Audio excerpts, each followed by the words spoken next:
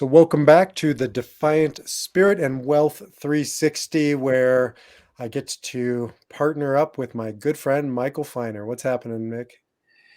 Just enjoying the lovely weather in Naples, Florida, as we work from Naples for the next couple of weeks. Although, with that background, it does look like you're up in Marblehead with the lighthouse. I don't know. I know I do have the lighthouse. I have this great virtual background, which I look like ET, but at least you can't see my pile of paper. Now, that's not a background from actually the Marblehead Neck, my old stomping ground, because I remember the lighthouse didn't work there. It didn't work, and if you remember, the lighthouse actually had three beams. So that was the inspiration for it was the Uh, Marblehead Lighthouse, but I had to get my own little lighthouse for this thing. So, for all of our viewers and listeners, Michael and I go back about 20 years when I was the rabbi in Swampscott, Massachusetts, where Michael lives, and his office is in Salem. And we've been friends ever since. And for the past, I don't know, a few years, we've been partnering on different things. And now we are all things Enneagram. It's pretty exciting. We just finished our complete journey around the Enneagram, all 9 types together. Yeah, it was you know, quite a journey. I learned a lot while we were doing it, and this is now fascinating that we get to do something a little bit different. Yeah, we're going to mix it up and journey into more of a theme of the Enneagram as opposed to, looking at each number individually. Well, I think maybe we'll have time for that, but we're going to focus on today what I call your core calling. And one of the reasons why is because whenever Michael and I talk about our shared clients, we work together with clients, both me and Enneagram and logotherapy, helping them find meaning, and of course Michael with his financial expertise. And one of the things our overlaps is this idea of like, what's the motivation, what's the driver of somebody in their life, not just what somebody's doing on the surface, whether it's their money or their relationships or whatever we're helping guide them, but what's underneath the surface, or as we're going to call it, and as my teacher and mentor Viktor Frankl called it, the why. So your core calling is really your core why. What motivates you in life? What are your thoughts on that, Mick? Well, like you said, when we started this journey more than a year ago, that was the our main emphasis of trying to let people know that they have to start with their why, and if they find their why, the journey becomes a lot better. It's sort of the North Pole.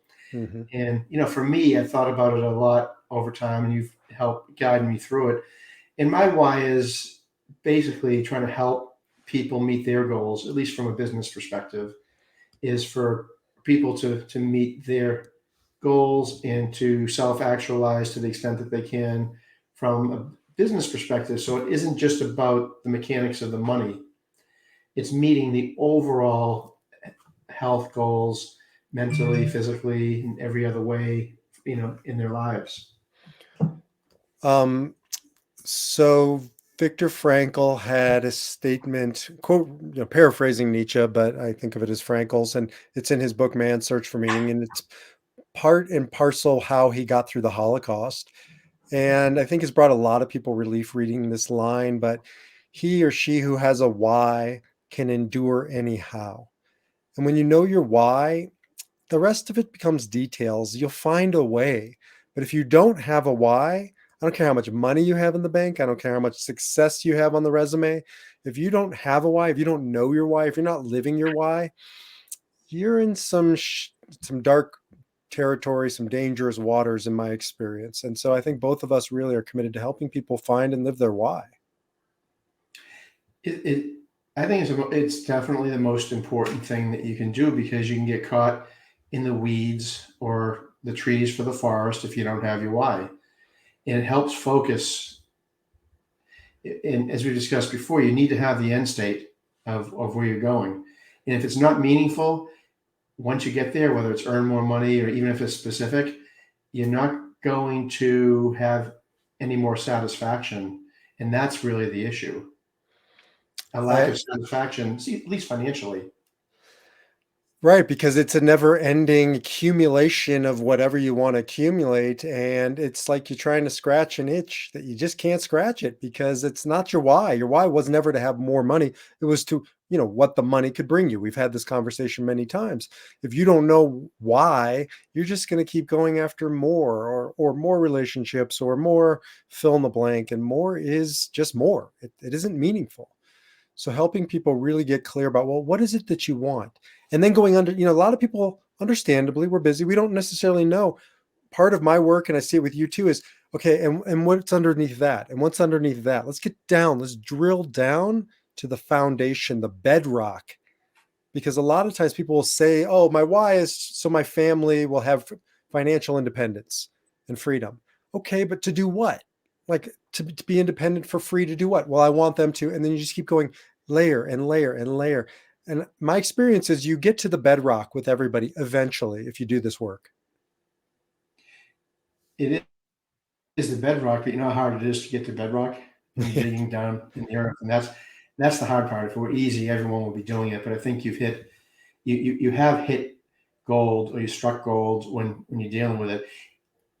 We shouldn't underestimate how hard it is to find your why, because it's not as simple as it's not a goal. A why isn't a goal. In a sense, it's the ultimate journey, the ultimate peak in climbing Mount Everest. That's right. And it's yours and yours alone. Like you can't, even if you have a similar why to somebody else, it's going to be nuanced. It's going to be different. You can't like borrow this one from a book. You can't borrow this from somebody else. Frankel said, we don't make meaning. We each have our respective meaning that we're here to dig for, to go into that bedrock and find. And that's our life. Mike, you're right. That's our life's work, but that's the work. Yeah, I'm fascinated how he has these insights well before MRIs and the technology to kind of study the human brain neurologically to see how that works. Because I've actually been reading a book called Dopamine Nation, and the bottom line, all these neurochemicals that are in our bodies that help us reach goals, and that's why it's important as I help people through the financial planning process that reaching a goal, you get a little bit of a dopamine high or endorphins or whatever your chemical is. But if you find your why, it really balances out, I think, your state neurologically and otherwise, because making more money is a little dopamine hit, or it's just an adrenaline hit, whatever it does for you. And that's not satisfying. And that is not going to probably get you to where you need to be. So you do need something much more overarching. So there's a tale. I don't know if it's true, even though I grew up in Nebraska, but back in the old country of Nebraska, back in the winters of the 1800s, before I was born. This is where like Um, Yellowstone is, like Nebraska over there. You near you, Yellowstone? you sound like a typical East Coast person. People would Yeah. say to me, Are you near Yellowstone? Is that where Nebraska is? I'd say, I was born and raised in Nebraska. I was a rabbi in Iowa. They say, "Oh, Iowa, yeah, you guys are the ones with the potatoes." I'm like, yeah, that's Yeah. Idaho. That's good try. Close. It East was Coast, close. East Coast. By the way, we're the flyover states to you in the West Coast, and we like to keep it that way. So you guys can stay on the coast. We'll keep the middle to ourselves. But back in the day, the farmers, there would be serious blizzards, whiteouts, and they would be known to die just a few feet away from their house. It was so severe, and so they would tie a rope onto their body if they had to leave in a whiteout to go out to the barn or whatever, because that line was their anchor. And to me, that's the why. And we need Hmm. we need the why in the whiteouts, not the peaks in the good times. We need them in the bad times. And this was brought home to me. I was telling you before we got on, I've been listening to a new documentary. I think it's new. It's on HBO Max about Warren Buffett. I think it's called Being Warren Buffett or something, Becoming Warren Buffett, and also another Omaha boy. And Warren Buffett talked about that time, and you can maybe elucidate this a little better than I can, when he saved Solomon Brothers. He actually Oh saved, yeah, I think, that's right. Wall Street. Do you Nice. I remember? think You remember this? Goldman Sachs Or too. Was it Goldman Sachs? Maybe, no, I think it Probably was. both. It was both. Yeah. I think he became the chairman of and one crisis, and then another crisis. It was Goldman Sachs. So he had just taken over acquired, I think, Solomon Brothers, or a major, stake in Solomon Brothers. And then right after that, nothing of his doing, they were busted for trading something improperly. And it was a big deal, to the point where he was called in front of Congress and he had to testify, and they were going to shut it down. And he took responsibility, even though it wasn't his, and he gave them his word, his bond. And it was just a massive moment, I think, in his life. And then I think the ripple effects would have been devastating if Solomon Brothers went under. They talked about how the dominoes would start falling. But the bottom line was, you could just feel this man had his why, and he didn't care about the money. He didn't care about the ding to his reputation. What he cared about was responsibility. And that's when we need those whys. It was just so inspiring to watch that. It really is. If you listen to Warren Buffett, and obviously he's been around for 60 years giving commentary, he does seem like a lighthouse or an anchor. The message has not changed. How he invests, what he thinks about, what the purpose of it is. It's not about the money at all, right? He cares about his people. He cares about the companies. He cares about the products, and he has a focus and an approach that's steadfast. Right. And that's one of the things he said all throughout the documentary was, he didn't say the words, but that's exactly what he said. You must find your why, and you must hold tight to your why. When the circumstances, are changing and there's storms around you, that's when you just keep on your path. You don't follow the newest technology or whatever it is. And I think we've lost some of. And you're the expert of this ancient wisdom. I think this has been around for a long, long time, and you've commented on this many times before. We're so short-sighted in society today that it's hard to find not only long-term goals or why. We don't reflect enough, and we're so distracted with everything that it's tougher to spend time, even carve the time out to think about these things. And It's that's important in investing, right? that's where I think our worlds are married to beautifully, because this ancient wisdom tradition brought to this modern application of investing is really a match made in heaven. And if you don't have it, I've seen it. I've seen it with investors. You become jumpy. You jump, right? Day trading kind of mentality. You're not in it for the long haul. No, last year was cryptocurrency, right? And not that it was a bad thing, but jumping on it because it was the hot thing. Yeah. And And now people who did that maybe overdid it. It's okay to do a little bit of it, but when they overdid it, it's like, why did we overdo it? Well, you might not have had the right why, the right focus, the right strategy. And you veered off when times got, on the other hand, not stormy. In fact, they didn't look stormy at all. That's well, kind of the worst time, the opposite. boy, Things look so good that you can't anticipate a storm. so you're right. You must hold to your why in the good times and the bad times, right? And that's the peaks can't be so high and the valleys can't be so low. When you have that sort of keel, that common, you know, pulse of the why, come back to that. And the challenge is, as you've said before, like that's easier said than done. So how do I find my why, right? I can hear somebody saying into the speaker right now, B, Mick, great ideas. Tell me how I find my why. And that's when I turn to, the Enneagram. There are many traditions. Enneagram is ancient. And one of the reasons why I think it's withstood the test of time is because Myers-Briggs and DISC and Strength Finders and all these great tests, I have nothing against them, but they mostly deal with the what do I do? How do I do it? I don't really think I haven't found, they dig into the why, whereas the Enneagram happens to deal in what I do and how I do it, but it's really built around what's your why. And so that's where I think we can really dig in here a little bit. Let me just share so Mick in his spare time put together this beautiful Enneagram Yeah, picture. I mean, B's an eight. I don't know, this, let's see, Salvation. salvation, I will defend, disrupt. So he puts these slides together at 3 in the morning. Just, you have to be careful what you say to him because there'll be a 10-page slide deck It's or book. It's amazing. I just came up with this and he just casually texted it. I'm like, wow, wow. it's It's true, but disruption is not always good. My wife was like, "You're disrupting my sleep. Get out of bed. Go make that stupid Right. slide already." Right? So, um, but these nine Enneagram types, and we have all of them within us. So, as we're going to go around and we'll talk about each one, you don't always have to look at just one. Like it's not like you have to pick, oh, that's mine. Oh, but we do rank order them. And I would say you have one defining or core type, but all of these are within you and you have access to them. And some of them you don't have access to. And we need to develop that. The Enneagram gets into the why, and I call it your core calling in my system to fire number, but we can just call it your core why as well. So let's go through. We'll start with one as we usually do, and we'll just walk around the Enneagram, and we can. Michael is now my partner in all things Enneagram, so he'll be able to chime in now, and we'll talk through the why, the nine whys. So let's start with one.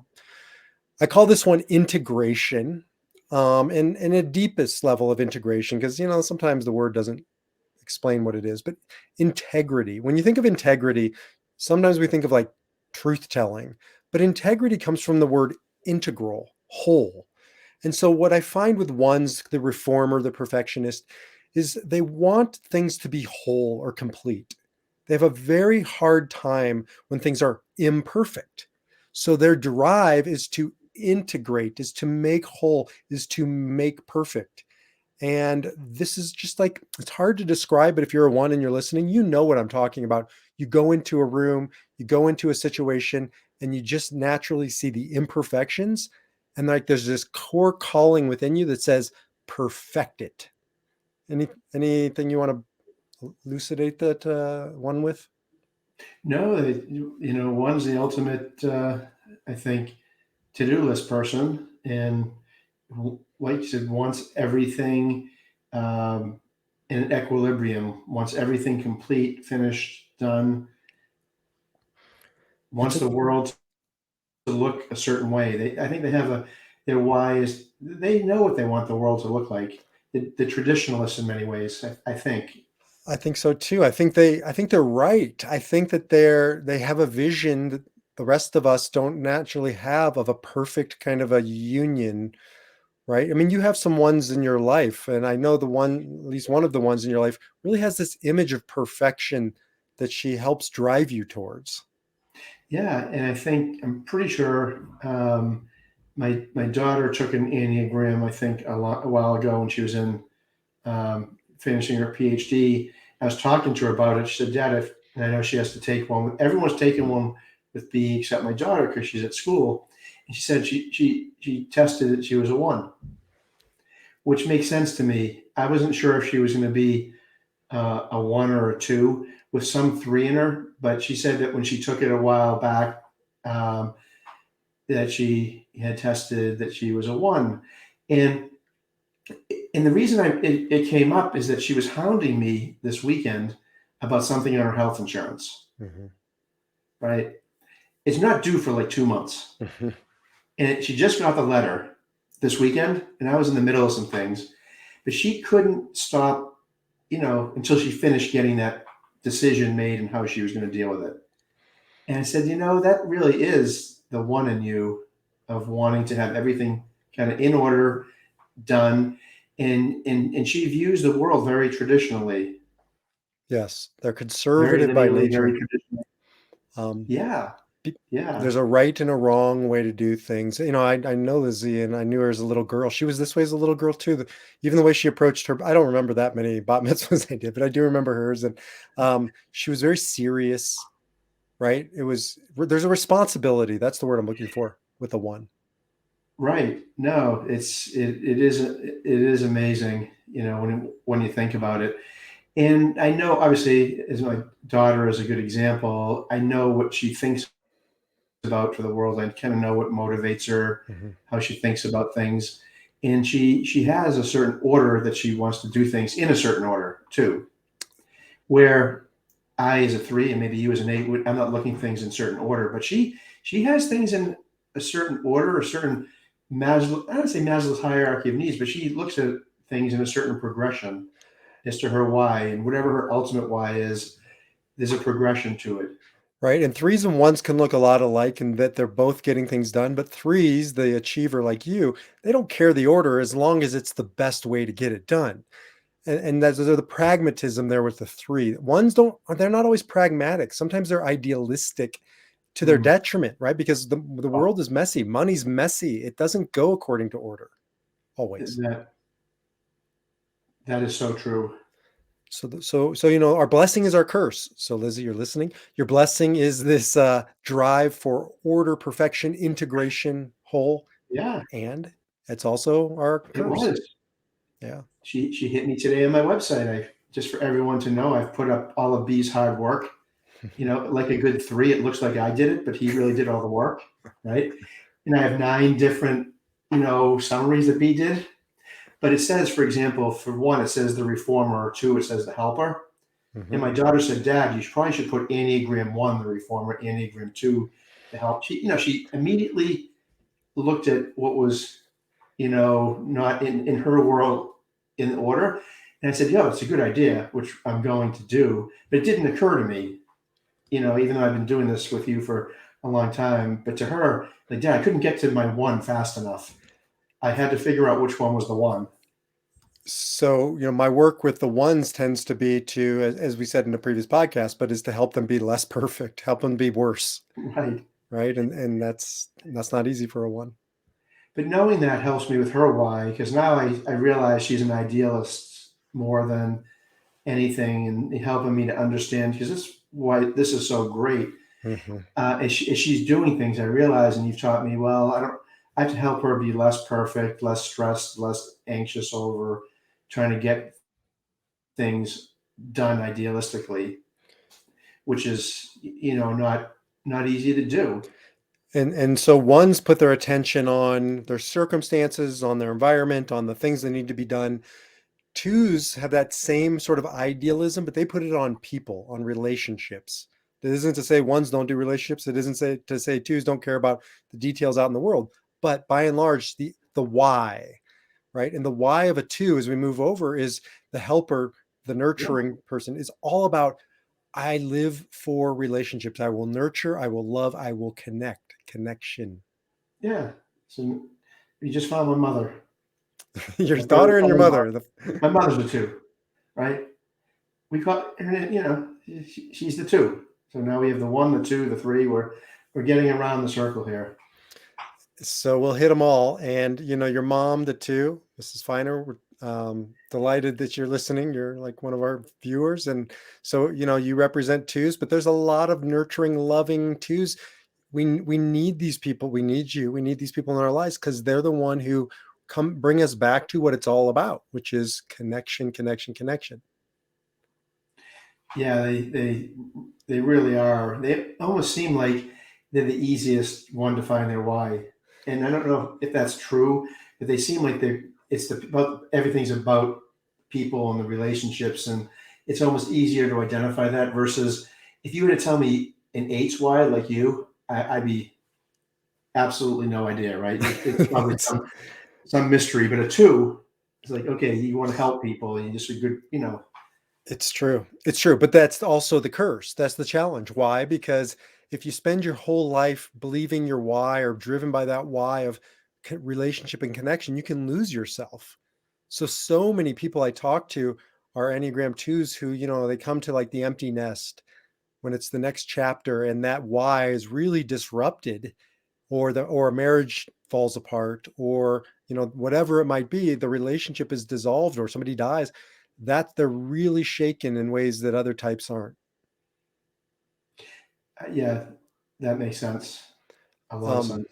Warren Buffett talks about in this documentary about how he basically has 0 2 in him. I mean, he has through the roof five, like this enlightenment intellectual piece, but he has almost no two.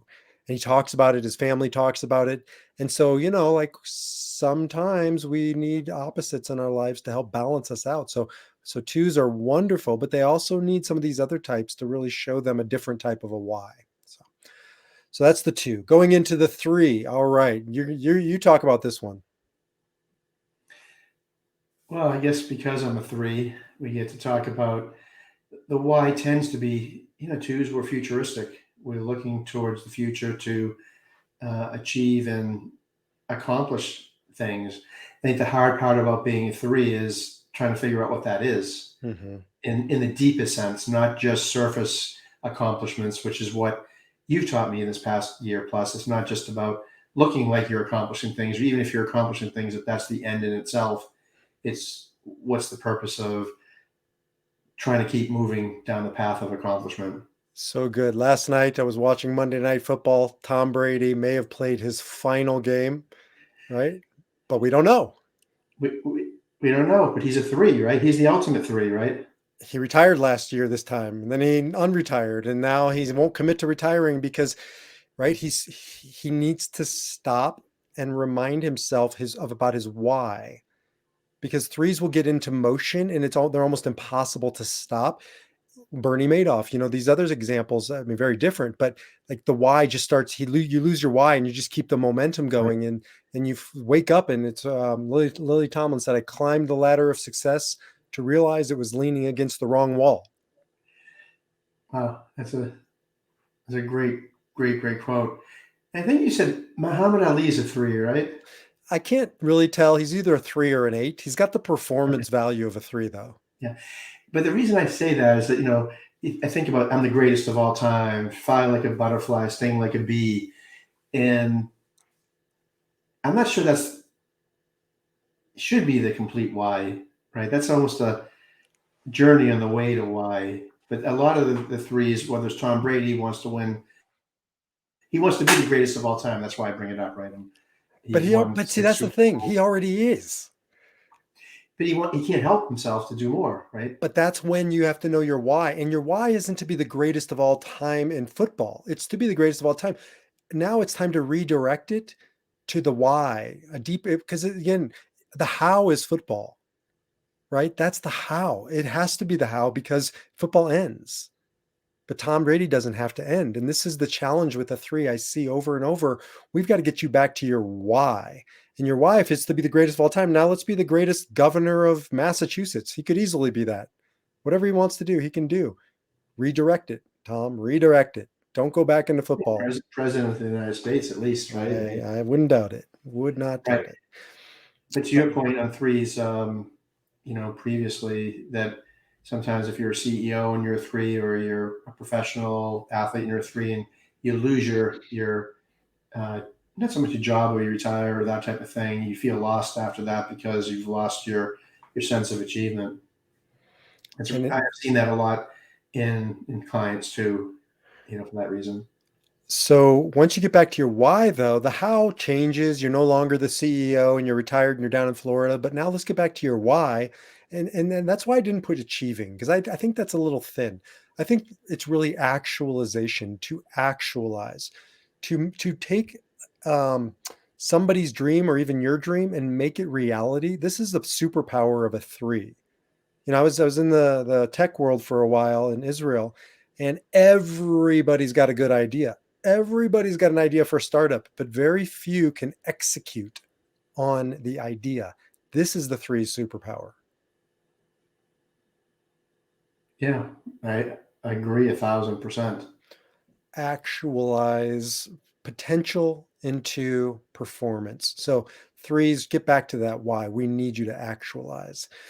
4s, this one looks like the picture, even. I live with this picture. Explosion of emotion and soul and depth and expression, right? So 4s are all about express. And I put here, I will name, create, and express. I will name the unnameable experience. Like, these are the artists who Oh yeah, who try and touch on that place that none of us can name. I can.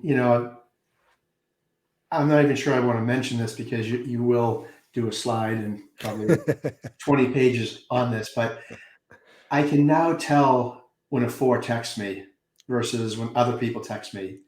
So if How I get like so? a one word text, it might be an eight, or it might be a three or something like that. If I get 6 paragraph text, it's probably a four, with not only the 4 paragraph text, it's usually coming with, emojis, pictures, links. other stuff. And I'm like, I think this person is a four, creative, they just want to express everything to me.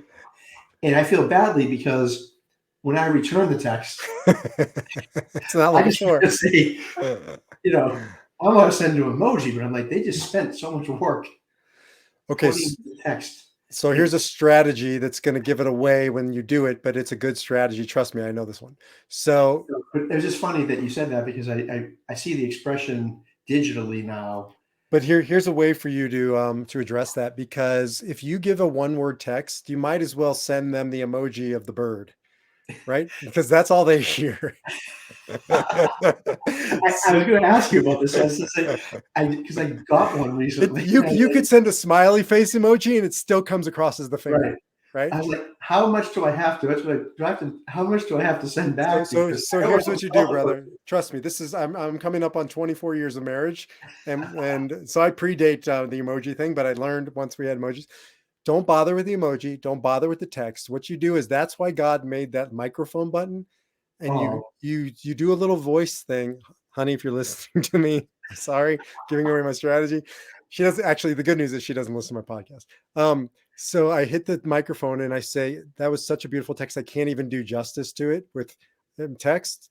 I love you. Now you might want to leave out the I love you if it's a client, but nonetheless, you get the point, right? It's no, it deeper. is. But that was the funniest thing that I've come across that because you taught me about different. And now I'm weak in the 9 and the 4. Hence, at least according to the test, which makes sense for what I do and my personality. So I've been, with your encouragement, been heightened to learn more and try to be more sensitive to it. So I get the text now. I forced myself to do a 2-line return, and I wanted to do just an emoji. I'm telling I you, was like, I still felt deficient. So this is a great idea. Thank the voice thing is rich. They feel seen. you. Yeah. See, fours, I mean, understandably, they want to be seen as unique or special because they have so much depth. They just want to express it. I had a client who would used to call me, and she would talk for 20, 30 minutes uninterrupted, like uninterrupted. But I love the point when you look at the slide, and the people who aren't there, and listening by podcast, it says expression on the top.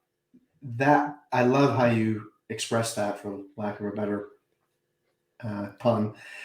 It really is. It's an expression. They're trying to express it, and they're powerful people. They're very um, deep in the sense of you can feel the 4 deeply. So I had a four once say to me, it's like, remember when Alex or Lizzie was in their crib, really little, and you would look at their little toes, and on the littlest toe, there was a little toenail, and that little toenail was so unbelievably miraculous, and it brought you to tears. I'm sure we've all had one of those moments. That's how they live their life. Everything is that magic, mystery, ineffable wow. Imagine that's like drinking from the fire hose of spirituality. I don't know. No, and tell me they feel things deeper than certainly I, as a 3, who apparently don't feel much. You've already told I'm the least feeling person on earth. Wait. The self-preservation theory is the least feeling person on Yes, the I'm the internet. least feeling person on earth. So that explains a lot to anyone who's been you know married, dated, or who is friends with me. So now you know. Apparently, I'm not as expressive. But the 4s, I think, are they the most expressive? By far. There's not even a Okay, close second. yeah. So how is a 3 next to a 4? Yin yang is mathematics. There's All always a right. positive and a negative. That's why how is an 8 and a 9, the hardest and the softest, right? Yeah. So that's it's So a I'm getting to love the 4s now that I see what they are, because I'm like, wow, this is the complete opposite of what I do, and yes. it's powerful. But And how do they satisfy themselves from a Y perspective? The inputs to their world have to be overwhelming. They have so to be they overwhelmed all the time. well, I mean, to be serious for a second, fours probably have the highest rate of suicide.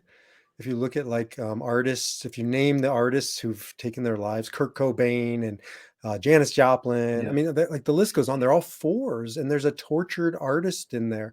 So their work is to have to learn how to express and be okay knowing that none of us will ever be able to fully express the essence of who we are, Mm, not in this lifetime. okay. Right. And they and by the way, all of the fours listening, you need a 3 in your life to create some of that structure, to create the goals that are measurable. And, Michael needs you. So good pairing right there.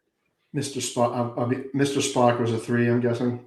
I think he was a 5, 5, okay. right? Much more cerebral. That's true. So That's that's true. good segue. Good segue. All right. So the 5, the investigator, again, Warren Buffett, Dr. Spock.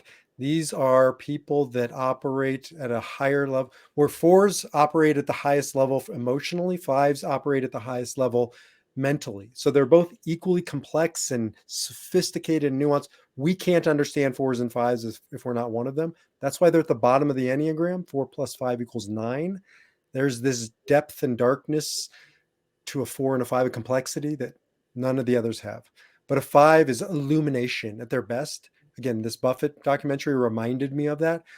All they want to do is share this light, right? At their best. I mean, of course, we all have our reactive side, but when they're responding, they just want to illuminate the darkness for others. Wow. It's So beautiful. it's profound when you're around a 5 who they're so insightful. I mean, I think that's why I call him the Oracle of Omaha, right? People like that bring light to difficult times. So What about 5s are the 5s hardest to talk about. Yeah, what about 5s that aren't as illuminated? What is it when you have a 5 who isn't as integrated? How do they sort of manifest? So they still have the light, but they won't open the shades of their home. So they keep the light to themselves. Whereas a responsive 5, somebody's doing the work, wants to open the windows, invite you in. But a reactive 5 will want to close the windows, create a moat, put alligators in the moat, draw the drawbridge, and retreat into the castle. So Okay. there's a hoarding quality to an unhealthy 5. And you can feel them like not wanting to give anything. And they tend to be cheap too when they're reactive. They withhold everything, emotion, money, time, energy. You can't get to a 5 that's reactive.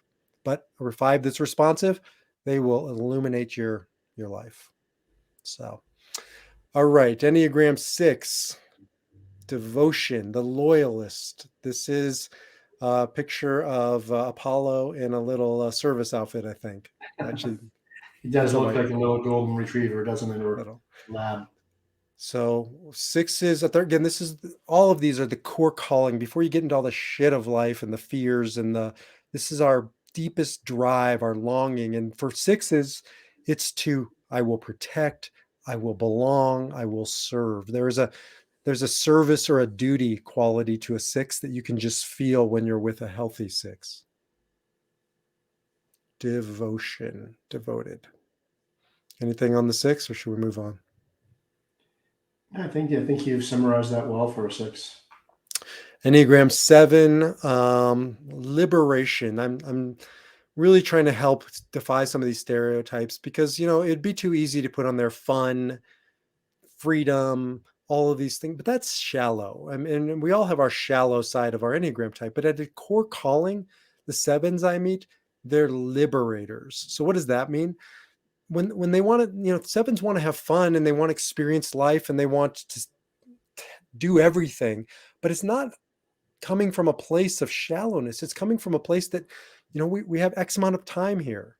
Live, embrace life fully, drink from the fountain of joy, pure joy and ecstasy. And so at their deepest level, 7s really want to liberate themselves and others from fear and negativity. I Yeah, know I think you've Mhm. it's a little harder for 7s to maybe find their why because they're focused on that liberation in the experience itself. I would think it might be tougher for them to identify that. So if they're not doing the work right and they get caught up, this is why they're called their passion is called gluttony, right? Because Mm. they become stuck in the easy ways to quote unquote liberate, a lot like the high or the buzz, the fun. But that's cheap. That's easy. Can you find it deeper? Right? The deepest level. I think of we've talked about before, but I think of Vladimir Zelensky. Like he's a 7. And I think 10 years ago, he was a different 7. Now he's a 7. He's a liberator, right? This is True. profound. He's harnessed it. I think of Jim Carrey, right? He's a serious man now. He is not a joke anymore. He was a joke. He was a jokester. He was a comedian. Now he's a philosopher and a truth teller. Like he's really living his liberation. So sevens are Yeah. surprising. Yeah, it is. It's a tale of two cities on Yeah, a seven. totally. Totally. So we're getting back to the core calling, your core why, and really respecting you sevens, all of you, for what you're really here to do. And hopefully this gets you back to your core purpose. All right, two more, and then we got to wrap up. So eight's the one that Michael's scared of awakening within me at 3 a.m. when I disrupt his life with more Enneagram slides. Eight, the challenger. I put here salvation, pretty bold and big, but I think eights are pretty bold and big. Yesterday was Martin Luther King Day. I believe he was an 8. I believe salvation sums up why we respect the man. He came here to save, right, at a very profound level, maybe save us from ourselves. Not without flaws, not without imperfections. 8 struggle, but they're called to defend, to disrupt, and to save. Yeah, I mean, eight. So you meet an eight, you know it, and I would think that if they can figure out their why, they're on a path of, like you said, indestructibility. They will not quit until, at least what I've learned when I watch you. They never quit. They're merciless towards accomplishing what they need to accomplish. Hopefully, they know what their ultimate why is, so they're, like you said, on the right path. And if they don't, they can be used for the bad. I mean, you look at lots of the world's tyrants were 8s, Saddam Hussein and Milosevic and Fidel Castro. I mean, they name some bad actors, right? Who disrupted in a very bad way. So it Right. depends Right. how you use that energy. Yeah, But for sure. Steve Jobs was an 8. He said, "We're here to put a dent in the universe." Right? That's a very 8ish stance in life. Yeah, I'd say have very lofty approaches and goals. So we have to soften like our neighbor, which is the segue, the 9, yin and yang. So the 9, the exact opposite energy at the very top of the Enneagram, because it's like this pinnacle experience, the peacemaker. And the core calling for a peacemaker is unification. I will comfort, harmonize, and unify. What's your experience of 9s? As you help me do nines in my life, I've realized I have more nines than I thought. I have I have ones and nines, but nines are the people who want to harmonize, and that kind of like the twos in many ways is their why. They just want Mhm. to have a harmony and equilibrium. It's almost easy to identify, but they can be very um, ironically tough people to deal with because you just don't know where they stand on things. So their why is harmony, but you know the tactics and understanding how they're going to get there, you might not know. It can be a mystery. Yeah, and they can lose themselves like 2s. You said they're like 2s because they are. 2s will lose themselves to relationship. 9s will lose themselves to, you know, peace, because peace unto itself isn't good if peace only is a facade and your peace is coming, or creating peace is coming at the expense of you giving up who you are and your needs and your wants, and you're getting walked on. That's not peace. That's just a thin version of peace. So 9s have to make a stand and become more disruptive, like the 8s, frankly. But it's coming from a good place. Yeah, well, that's great. This is an amazing slide because as people ask, how do you find your why or the power of why? This gives you a little bit of a roadmap to say, here's your core. Mhm. Now, take this piece of it, whether it's your salvation, unification, your actualization, and modify that a little bit to customize it for yourself as to what that means to you. So you've given, this is a compass. It literally is a compass for each person now. Yeah, this is a good entry. And if you don't know your Enneagram type, this you just take this slide, listen to this podcast, and really just listen, intuition to which one is calling you most. You can also do an Enneagram assessment through Michael and I. You can jump in. I have a free ebook now. You can jump over to defiantspirit.org. 9 Enneagram types walk into a bar. It's kind of fun. Um, and so there's different ways to find it, but just find it, right? Because this can be transformative in your life. So, any final words, my brother? No, your ebook is fantastic. I I mean, it really is remarkable. I would encourage everyone to get the ebook. It's printed out in back of me in my non-virtual matrix world here, Thank you, man. and yeah, it's like 16 pages of uh, deep data, interesting information, pictures. For so they paint by numbers. It's really amazing, well written, well done, Thank you. and helpful. And I think that's the key thing. Go to you know defiantspirit.org. I know you've also been updating the website um, as well. I encourage everyone to take your initial Enneagram test that you offer. Thanks for saying we, but B does all the work here. I'm an interloper helping out a little bit, but do, do the test. That is the best gift you can give yourself for self care. I agree. Thank you. And, really is a labor of love and a partnership for any of Michael's listeners. Take the Enneagram test and we can utilize it to help you better, craft your financial portfolio. I was just talking to somebody who's looking for a financial planner, and when I told them about Michael and his interest and passion around the Enneagram, like they perked up because it's a new way to be seen and to communicate. And so I think it's amazing you're utilizing it in your work too. So good stuff, my friend. Yeah. Well, thank you for including me on the short version of everything. It's a pleasure, and we will just continue on our journey together. So thanks everybody for listening, and we'll talk to you the next podcast. Until then, defy your number and live your spirit. Take care, Mike. Okay. You too, B.